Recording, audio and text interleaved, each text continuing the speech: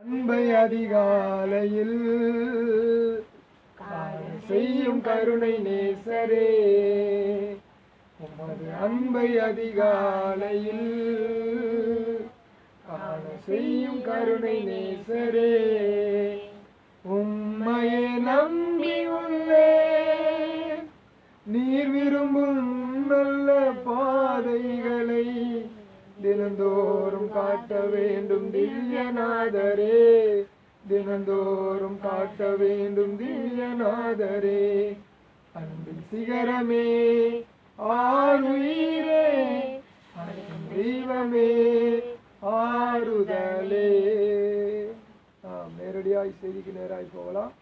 யோதாவின் புஸ்தகம், அப்போஸ்தலனாகிய யோதா எழுதின நிருபம், முதலாவது அதிகாரம் 20வது வசனத்தை நாம் வாசிக்கலாம். நீங்களோ பிரியமானவர்களே, உங்கள் மகா பரிசுத்தமான விசுவாசத்தின் மேல் உங்களை உறுதிப்படுத்திக் கொண்டு பரிசுத்த ஆவிக்குள் ஜெபம் பண்ணி, பரிசுத்த ஆவிக்குள் ஜெபம் பண்ணி என்று சொல்லி வாசி.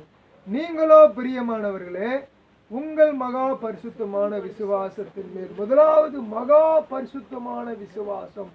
உங்களுக்கும் எனக்கும் ஒரு விசுவாசம் இருக்கிறது. அந்த விசுவாசம் எப்படி இருக்கிறது என்று சொன்னால் மகா பரிசுத்தமான விசுவாசமாக இருக்கிறது. எப்படி இருக்குது? மகா பரிசுத்தமான விசுவாசமாக இருக்கிறது. நம்முடைய விசுவாசத்தை துவக்கினவர், விசுவாசத்தை முடிக்கிறவருமாகிய ஆண்டவராய் இயேசு கிறிஸ்துவை நோக்கி நீங்களும் நானும் தொடர்ந்து ஓடிக்கொண்டே இருக்க வேண்டும். மகா பரிசுத்தமான விசுவாசம். நம்முடைய விசுவாசத்திலே பரிசுத்தம் இருக்கிறது. நம்முடைய விசுவாசத்திலே பரிசுத்தம் இருக்கு. பிறருடைய பொருளை இச்சிக்கக்கூடிய விசுவாசம் நமக்கு தேவையில்லை. இயேசு கிறிஸ்து நமக்கு பொருளை கொடுப்பார், இயேசு கிறிஸ்து நமக்கு சுகத்தை கொடுப்பார், இயேசு கிறிஸ்து எனக்கு பலனை கொடுப்பார், இயேசு கிறிஸ்து எனக்கு ஐஸ்வர்யத்தை கொடுப்பார், இயேசு கிறிஸ்து எனக்கு படிப்பை கொடுப்பார், இயேசு கிறிஸ்து எனக்கு ஐஸ்வர்யத்தின் ஆசீர்வாதத்தை கொடுப்பார், இயேசு கிறிஸ்து என் தலையை உயர்த்துவார் என்று சொல்லக்கூடிய தனிப்பட்ட பரிசுத்த விசுவாசம் நமக்கு இருக்க வேண்டும். முதலாவது இந்த வசனம் சொல்லுகிறது பரிசுத்த விசுவாசம் இருக்க வேண்டுமா. இரண்டாவதாக இதே வசனம் சொல்லுகிறது உங்களை உறுதிப்படுத்தி கொண்டு பரிசுத்த ஆவிக்குள்ளே ஜெபம் பண்ண வேண்டும். எதற்குள்ளே நாம் ஜெபம் பண்ண வேண்டும்? பரிசுத்த ஆவிக்குள்ளே நீங்களும் நானும் ஜெபம் பண்ண வேண்டும். முதலாவது நம்முடைய விசுவாசம் பரிசுத்தமாக இருக்க வேண்டும். இரண்டாவது நம்முடைய ஜெபம் பரிசுத்தமாக இருக்க வேண்டும்.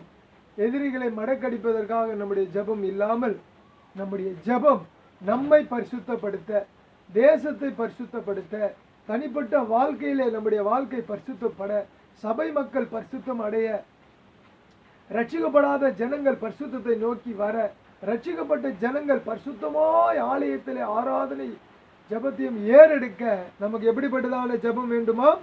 பரிசுத்த ஆவிக்குள் ஜெபம் பண்ணி தேவனுடைய அன்பிலே உங்களை காத்து கொண்டு. அடுத்த வசனம் சொல்லுகிறது பாருங்க, யூதா 1:21 சொல்லுகிறது, தேவனுடைய அன்பிலே உங்களை காத்து கொண்டு நித்திய ஜீவனுக்கு ஏதுவாக நம்முடைய கர்த்தராகிய இயேசு கிறிஸ்துவினுடைய இரக்கத்தை பெறத்தக்கவராயிருங்கள்.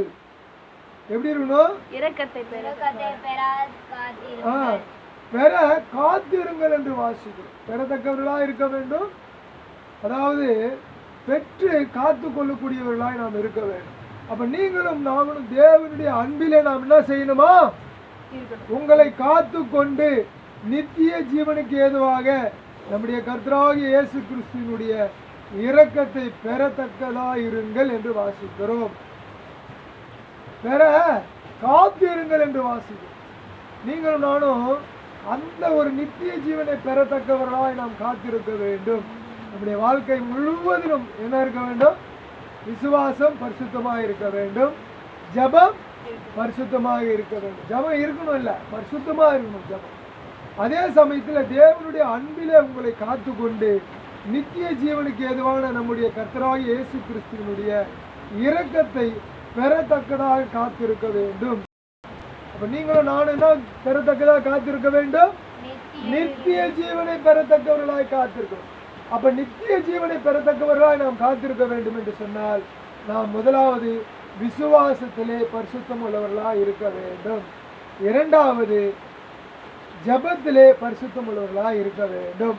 நீங்களும் நானும் மூன்றாவது, நாம் நித்திய ஜீவனை பெற காத்திருக்கிறவர்களாய் இருக்க வேண்டும். இந்த 3 விஷயங்களை இந்த ஓய்வு நாளிலே நாம் கற்றுக்கொண்டு கர்த்தருடைய சமூகத்திலே ஜெபத்தோடு முடிக்க வேண்டும். ஆண்டவரே, உம்முடைய சமூகத்திலே நாங்கள் மகா பரிசுத்தமான விசுவாசத்தின் மேலே ஆண்டவரே கர்த்தாவே உறுதி உள்ளவர்களாக இருக்க உதவி செய்யும்.